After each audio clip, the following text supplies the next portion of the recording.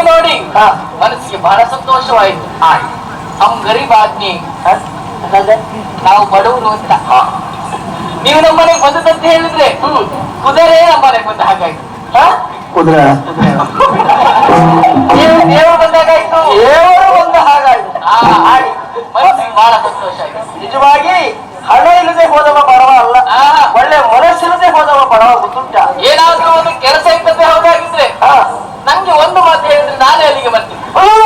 ಇದು ನೀವೇ ಒಂದು ಆಗುವ ಕೆಲಸ ಅಲ್ಲ, ಹಾಗಾಗಿ ಐದು ಮನೆಗಾಗಿ ಬಂದದ್ದು. ನೀವು ಅರಸು ಮನೆತನದವರು, ಹಾಗಾಗಿ ನಿಂತು ದಣಿಬಾರ್ದು ಅಂತ ಕಾರಣಕ್ಕಾಗಿ ತಂದು ನಿಮ್ಮನ್ನ ಕುಳ್ಳಿರಿಸಿದ್ದೇನೆ. ಕುತ್ಕೊಂಡೇ ಬಿಟ್ಟೆ. ಹೌದಾ? ಕುಳ್ಳಿರಿಸಿದ್ದೇನೆ. ಈಗ ನಿಮ್ಗೆ ಕುಡಿಯುವುದಕ್ಕೆ ಏನ್ ಬೇಕು? ಉಂಟು ಬಿಸಿ ಬಿಸಿ ಬಿಸಿ. ಈಗ ಇದು ಬಿಸಿ ಹೆಚ್ಚಾಗಿ ಉಪ್ಪಿನ ಮಾತು ಬಿಸಿಯ. ಹೌದಾ? ಇನ್ನು ಬಿಸಿ ಕೊಟ್ಟರೆ ಓದತಮ್ಮ ತಣ್ಣಗಿರ್ತೇನೆ ಅಂತಾರಲ್ಲ, ತಣ್ಣಗಿರೋದು ಉಂಟಾ? ಕುಡಿಯುವಾಗ ತಂಪಾಗಿ ಆಮೇಲೆ ಬಿಸಿ ಆಗುದು ಏನಾದ್ರು ಉಂಟಾ? ಮತ್ತೇದುಂಟು? ಅದೇ ಮಾಡಿ ಅದೇನೆ ಮಾಡಿ ಒತ್ತಿನೇ ತಗೊಂಬ.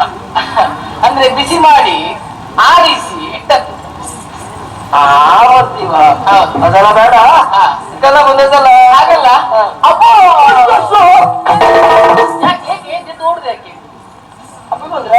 ಇಲ್ಲಪ್ಪ, ಅಪ್ಪ ಮನೇಲಿ ಇಲ್ಲ ಅಂತ ಹೇಳ್ಲಿಕ್ಕೆ ಬಂದೆ ನಾನು. ನನಗೆ ಹಿರಿಯರನ್ನ ಕಂಡಾಗ ಗೌರವಿಸುವ ಮನೋಭಾವ. ಓ ಹಾಗೆ. ಈ ದೊಡ್ಡವರು ಬಂದಾಗ ಬಂದ ಮೇಲೆ ಹೇಳುದು ಬೇಡ ಅಂತ ಮೊದಲೇ ಎದ್ಬಿಟ್ಟೆ. ಎದುರು ಎದ್ದದಲ್ವಾ? ಎದುರುಗ ಯಾರು? ನೀವು ಅಪ್ಪ ಯಾರು? ಹೌದೌದು. ಇಷ್ಟೇ ಕೂಡ ಇಲ್ಲಿ ಬಂದದ್ದು ಯಾಕೆ ಅಂತ ನಿಮ್ಗೆ ಗೊತ್ತಾಗಿಲ್ಲ. ಮನೆಗೆ ಬಂದವ್ರನ್ನ ಯಾಕೆ ಬಂದ್ರಿ ಅಂತ ಕೇಳಬಾರ್ದು. ಹೋಗುದಷ್ಟು ಕೇಳುದು ಹಾಗಲ್ಲ, ಗೊತ್ತುಂಟು. ಕೇಳದೆ ಇದ್ರೆ ಕಾರಣ ಇದ್ದೇ ಬಂದಿದ್ದೆ. ಕೇಳದೆ ಹೋದ್ರೆ ಸಮಯ ವ್ಯರ್ಥ ಆಗ್ತದೆ ಅಂತ ಗೊತ್ತುಂಟು. ಹೌದು, ಕೇಳ್ತೀಯಾ? ಕೇಳ್ತೇನೆ. ಮತ್ತಂತದ್ದು ಅಲ್ಲ, ಅವತ್ತಿನ ದಿವಸ ನೀನು ನನ್ನಲ್ಲಿವರೆಗಾಗಿ ಬಂದು ನಾನು ನಿಮ್ಮಲ್ಲಿ ಬಂದು ಅಂತ ಹೇಳ್ತೇನೆ, ನಾವು ಶಾದಿ ಆಗುವ ಅಂತ ಹೇಳಿ. ಅಲ್ಲ, ಅದು ನೀವು ಅವತ್ತು ಬೇಡ ಅಂದ್ಮೇಲೆ ನಾವತ್ತು ನಿಮ್ಮಲ್ಲಿ ಹೇಳಿದ್ದೆ. ನೀ ಮತ್ತೆ ಕೇಳಿಲ್ಲ. ನಾನು ಅದೇ ಸುತ್ತಿ ನಾನು ಮನೆಗೆ ಹೋಗಿ ಮಲ್ಕೊಂಡ ಕಣ್ಣು ಮುಟ್ಲಿ ತೆಗಿಲಿ ನೀನೇ ಕಾಣುವುದು ಮನೆ. ಹೌದಾ? ಹೌದು, ನಿನ್ನ ಮುಖ ಇನ್ನೂ ಅರ್ಧ ಹಾಕೊಳ್ಳುತ್ತಪ್ಪ ನನಗೆ. ಅರೆ ಅಲ್ಲ ಅಲ್ವಾ? ಅಲ್ವಾ? ಅದು ನಮ್ದು ಭಗವಾನ್. ಹಾಗೆ ಅದ್ರತಿ ಕಪ್ಪು ಬಿಳುಪು ಹತ್ರ ಬಂದಾಗಿ ಯಾಕೆ ನೀವು ನನಗೆ ಮೋಸ ಮಾಡಿದ್ದು? ಜಾತಿ ಒಂದೇ ಮುಖ್ಯ ಅಲ್ಲ, ನಿಮ್ಮನ್ನ ನನ್ನಷ್ಟು ಪ್ರೀತಿಸುವವರು ಯಾರು ಇಲ್ಲ. ಈಗ ಹೇಳ್ದಾಗಾಯ್ತು. ಈ ಕ್ಷಣದಲ್ಲಿ ಹೇಳ್ತೇನೆ ಪ್ರಾಮಾಣಿಕವಾಗಿ, ನನ್ನ ಮನಸ್ಸಿನ ಪೂರ್ಣ ನೀನೇ ತುಂಬಿಕೊಳ್ಳಿ. ಹೌದಾ? ಮುಟ್ಟು ನೋಡ್ಬೇಕು. ಅದು ಸಾಧ್ಯ ಆದ್ಮೇಲೆ ಹಾಗಾಗಿ ನಾನು ಇಲ್ಲಿ ಬಂದದ್ದು. ನಿನ್ನನ್ನು ಮದುವೆ ಆಗಬೇಕು ಅನ್ನುವಂತಹ ಮನಸ್ಸನ್ನು ಹೊಂದಿದವನಾಗಿದ್ದೇನೆ. ಹೌದಾ? ಮದುವೆ ಆಗುವುದಕ್ಕೆ ನನ್ನ ಮನಸ್ಸು ಉಂಟು. ಹಾಗಂತ ಆವತ್ತು ಕೇಳಿದ ಮೇಲೆ ನಿನ್ನ ಮನಸ್ಸು ಏನು ಬದಲಾಗಿದೆ ಅಂತ ಗೊತ್ತಿಲ್ಲ. ಈಗಲೂ ಮನಸ್ಸು ಹಾಗೆ ಉಂಟಾ? ಅಯ್ಯೋ, ನಾನು ಒಬ್ಬತ್ತು ಹೇಳಿತ್ತು. ಏನ್ ಹೇಳಿತ್ತು? ನನ್ಗೆ ಮದುವೆ ಆಗ್ಬೇಕು ಅಂತ. ಮದುವೆ ಆಗ್ಲಿಕ್ಕೆ ಹುಡುಗ ಹೇಗಿರ್ಬೇಕು ಹೇಗಿರ್ಬೇಕು? ನಿಮ್ಮಾಗಿರ್ಬೇಕು ಅಂತ ನಾನು ಹೇಳಿದ್ದು. ನೀವೇ ಅಂತ ಹೇಳಲಿಲ್ಲ. ಹೇಗೆ ಅಂತ ಹೇಳು. ನಿಮ್ಮ ಹಾಗೆ ಇರ್ಬೇಕಂತ. ಹೇಗೆ ಅಂತ ಹೇಳು. ಅಲ್ಲ, ನೀವೇ ಅಂತ ಹೇಳಲಿಲ್ಲ ಅಂತ. ಹಾಗೆ ಈಗ ಅಪ್ಪು ನಾನು ಹುಡುಕಿಕೊಂಡು ಬರ್ತೇನೆ ಅಂತ ಹೋಗಿದ್ದಾರೆ. ಹೌದೌದು. ನಾವು ಓಡೋಣ. ಅಯ್ಯೋ, ನೀವು ಓಡಿ ಹೋದ್ರೆ ನಿಮ್ಮ ಯೋಗ್ಯ. ನಾವು ಒಬ್ಬನೇ ಓಡುವುದು ಅಲ್ವೇ? ನೀನು ಸೇರಿಸ್ಕೊಂಡು ಓಡು. ಅಯ್ಯೋ, ನನ್ಗೆ ಓಡ್ಲಿಕ್ಕೆ ಆಗುದಿಲ್ಲಪ್ಪ. ಹೊತ್ಕೊಂಡು ಹೋಗ್ಲ? ಹಾಗಲ್ಲ, ನನ್ನ ಅಪ್ಪುವನ್ನು ಕುದುರೆ ಮೇಲೆ ಕೂರಿಸಿ ಕರ್ಕೊಂಡು ಹೋಗ್ಲ? ನನ್ನ ಅಪ್ಪುವನ್ನು ಒಂದು ಮಾತು.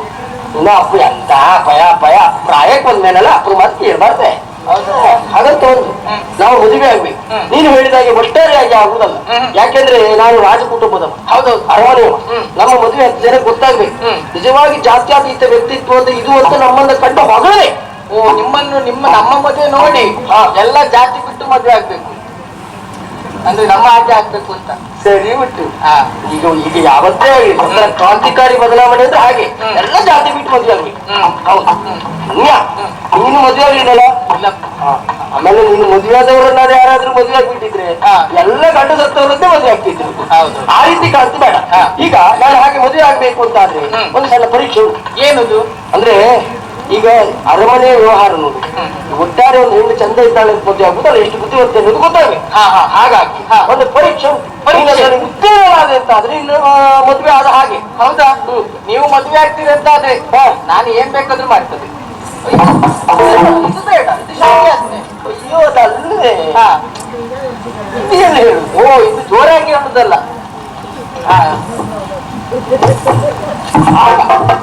ಮುಟ್ಟದೆ ಇನ್ನೇನು ಮುಟ್ಟುದು. ಅದು ಮದುವೆ ಆದ್ಮೇಲೆ